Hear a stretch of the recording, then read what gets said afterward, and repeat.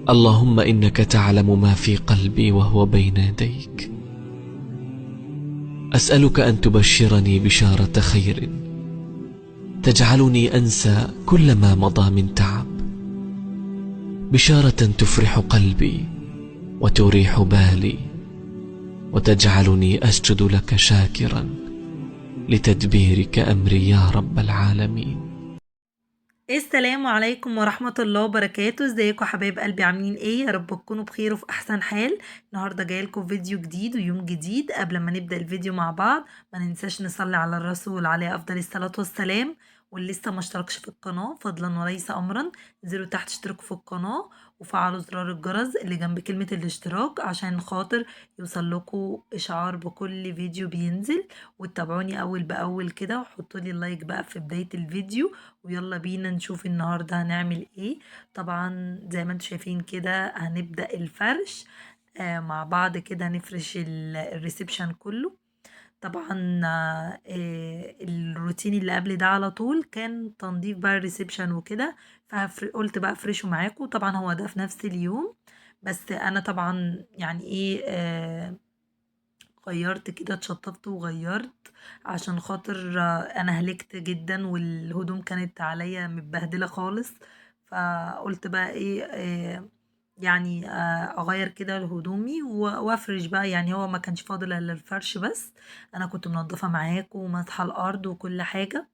اللي ما اتفرجش على الفيديو بقى اللي قبل ده على طول اتفرجوا عليه وتابعوا معايا من الاول خالص.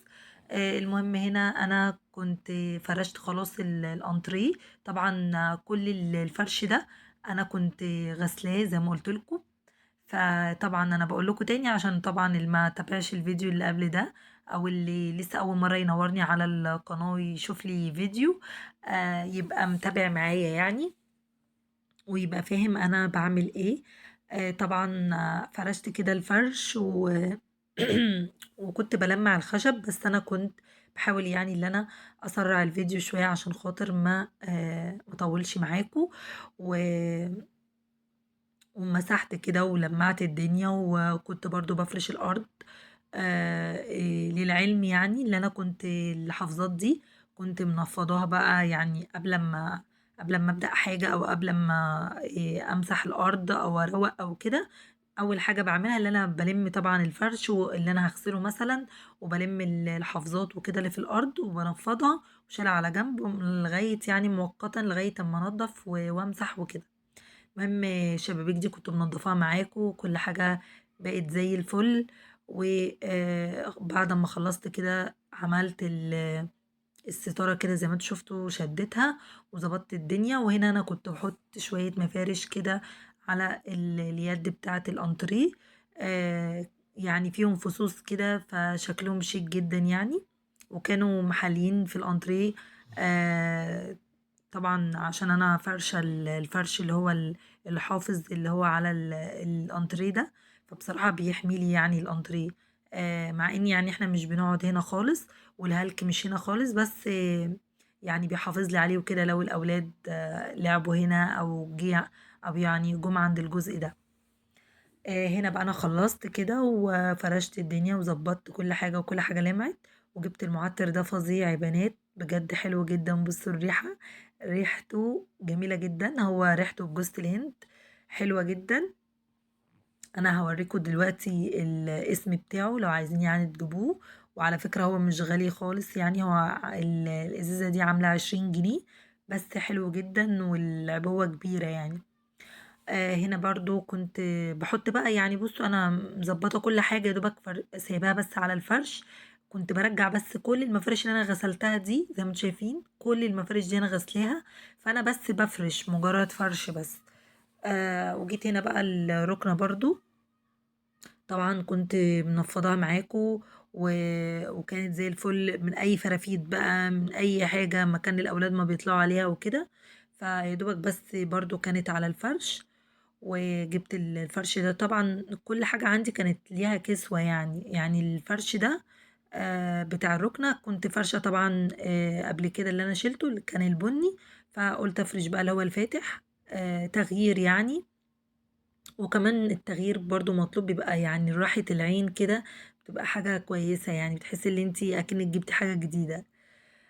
هنا انا كنت بثبت طبعا المفارش كده بالدبابيس من تحت خالص، عشان خاطر طبعا ما يعوروش او يأذوا البنات لما يطلعوا يعني ويقعدوا على الركنة. وفي نفس الوقت بتثبت لي الفرش بتاع الركنة. اما فرش الانتريه بصراحة مش بحط عليه، لاني زي ما قلت لكم احنا مش بنقعد هناك. حطيت كده المفارش وعلى اليد بتاعة الركنة، وجيت برضو هنا على البف كنت بفرش المفرش ده كده. قلت اغير يعني بدل المفرش التاني، رجعت بقى حسيته اللي كده اشيك يعني. وهو معمول سمبوسة او مش عارفة اسمه ايه. المهم هنا بقى جيت كنت برضو منضفة فوق النيش. و يعني انا بحط قطعة قماش كده فوق النيش عشان خاطر لما يبتدي اللي هي يجي عليها تراب ولا حاجة، تحافظ لي اكتر على النيش الارضية بتاعة النيش. وفي نفس الوقت يعني مجرد ما بتتبهدل بقوم شايلاها غسلاها، وبحطها عادي حتى لو جففتها كده وحطيتها عادي وهي مبلولة شوية، عادي مش هيجرى حاجة، بتنشف على طول. المهم انا كنت هنا زي ما قلت لكم الفيديو اللي فات كنت حاطه هنا زي قطة كده كبيرة، فقلت بقى اشيلها واغير الشكل شوية واحط حاجة هادية يعني. وكان عندي البراويز دي على ايات قرآنية كده، فقلت اشيك يعني وحطيتهم. طبعا كنت غاسلة معاكم برضو الفيديو اللي فات كل الحاجات دي، الآيات القرآنية والحاجات بتاعة الورد دي كلها غسلاها.